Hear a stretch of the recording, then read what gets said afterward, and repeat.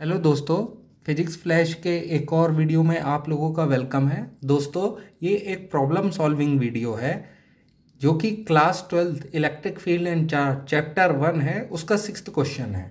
अब मैं ये भी बता देता हूँ कि ये किस कंसेप्ट पे बेस है। तो दोस्तों, सबसे पहले हम कूलम्स लॉ पढ़े थे और कूलम्स लॉ में दो चार्ज के बीच में फोर्स निकालने के लिए हमने डेरिवेशन किया था। उसके बेस पे हमने तकरीबन दो क्वेश्चन किए थे और आपको है ना बताया था कि उनको सॉल्व कैसे करते हैं। टोटल हमने एनसीईआरटी के पीछे के 4 क्वेश्चन कर लिए हैं, उनमें से मैक्सिमम कूलम्स लॉ पे बेस्ड थे। फिर उसके बाद हमने एक वीडियो बनाई, उस वीडियो में पढ़ा कि कैसे अगर जब मल्टीपल चार्जेस होते हैं तो सुपरपोजिशन का प्रिंसिपल फॉलो करना पड़ता है। बहुत ही शॉर्ट में मैं आपको बताऊंगा, क्योंकि वो वीडियो मैं आपको आई बटन में लिंक दे दूंगा, डिस्क्रिप्शन में भी लिंक दे दूंगा कि force due to multiple charges को आप समझ लीजिए। वो एक एनिमेटेड वीडियो के साथ साथ डेरिवेशन भी हमने उसमें करके बताया है, तो आपको वो चीज़ बहुत आसानी से समझ में आ जाएगी। अब बहुत ही शॉर्ट में मैं आपको बता देता हूं, जो दो की पॉइंट है वो ये है कि आप अगर किसी पॉइंट पे मल्टीपल चार्जेस हैं, देखिए 4 चार्जेस हैं और ये मिड सेंटर पे जो चार्ज रखा है उस पर फोर्स कैलकुलेट करना है। तो जो सारे चार्ज पॉइंट है, चारों चार्ज पॉइंट है, हर एक के कारण सेंटर पे फोर्स कितना लग रहा है पहले ये निकालेंगे। तो जब किसी एक पॉइंट के कारण आप सेंटर पे फोर्स निकालते हैं तो बाकी 3 को अनअफेक्ट रहेंगे, मतलब उनको नेग्लेक्ट कर देंगे। जब आप फोर्स निकाल रहे हैं डी के कारण जो कि -5 माइक्रोकूलम है 1 पे, तो आप इन तीनों को हटा देंगे। इन तीनों का कोई असर उस समय नहीं रहेगा। जब आप 2 माइक्रोकूलम जो सी पे है उसके कारण इस पे फोर्स लगाएंगे तो बाकी 3 को नेग्लेक्ट कर देंगे। इसी तरीके से जब बी पे निकालेंगे तो बाकी 3 को नेग्लेक्ट कर देंगे और ए को निकालेंगे तो बाकी 3 को नेग्लेक्ट कर देंगे। मतलब एट ए टाइम, एक समय पे हम किसी 2 पॉइंट पे ही चार्ज निकालेंगे। तो सीधे तरीके से कूलम्स लॉ का फॉर्मूले का इस्तेमाल करना होगा। उसके बाद आप क्या करेंगे, सारे फोर्सेस को ऐड कर देंगे। कौन सा एडिशन? Vector addition. ठीक है। तो number 1, force due to individual charge due to each charge. और जब ये निकालेंगे तो आपको याद रखना है other charges, force due to other charges remain unaffected. और उसके बाद आपको क्या करना है, वेक्टर एडिशन कर देना है सारे फोर्स का, vector addition of all the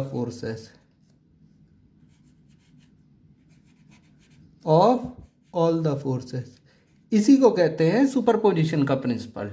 ठीक है, इसी को कहते हैं सुपरपोजिशन का प्रिंसिपल, है ना। अच्छा, तो दोस्तों हम देखते हैं पहले बी पॉइंट और डी पॉइंट पे। ठीक है।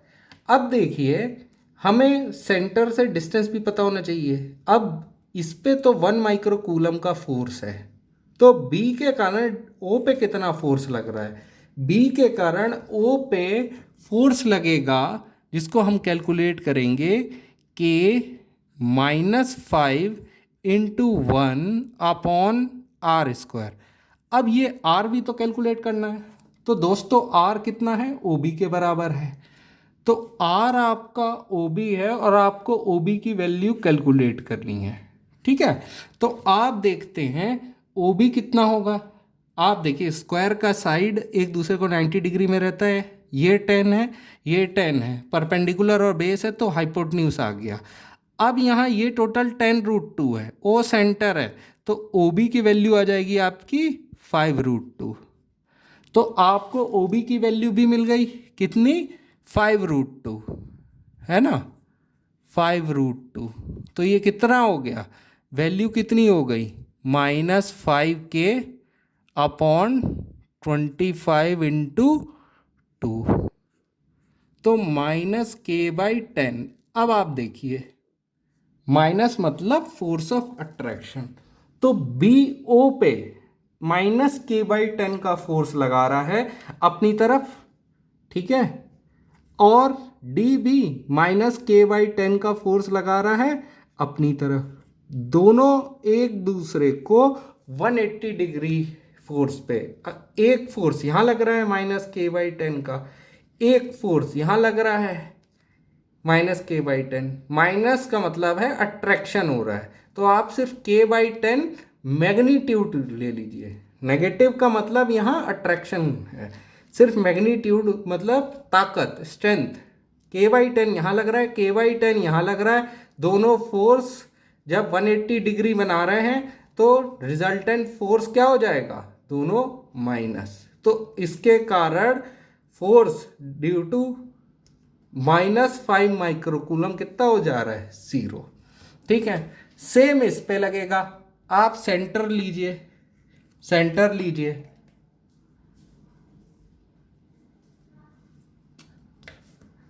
और OA और OC निकालेंगे तब भी 5√2 आएगा। तो फोर्स क्या है,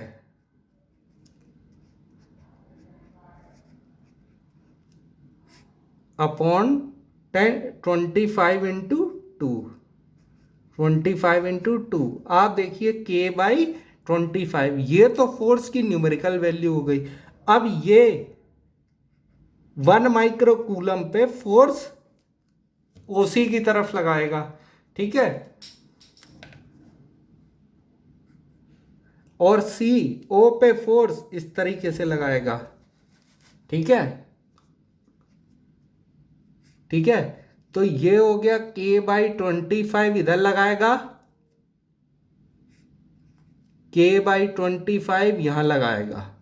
तो दोनों 180 डिग्री बना रहे हैं, दोनों फोर्स एक दूसरे को कैंसिल कर देंगे और ये आ जाएगा 0। ठीक है, तो आप देखिए इन दोनों के कारण फोर्स भी कैंसिल हो रहा है और इन दोनों के कारण फोर्स भी कैंसिल हो रहा है। यह न्यूमेरिकल मैंने आपको करके इसलिए बताया ताकि आपकी कंसेप्चुअल क्लैरिटी बढ़ जाए। बाकी आप -5 और 1 देखिए और R देखिए, दोनों में Q1 Q2 Q1 Q2 upon R² ये सब कॉमन थे। तो नेट फोर्स जो 1 माइक्रोकूलम पे लग रहा है वो कितना लग रहा है, 0।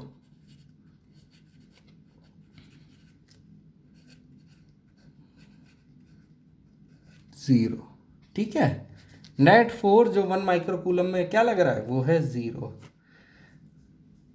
तो आपका यहाँ पे क्वेश्चन फिनिश होता है।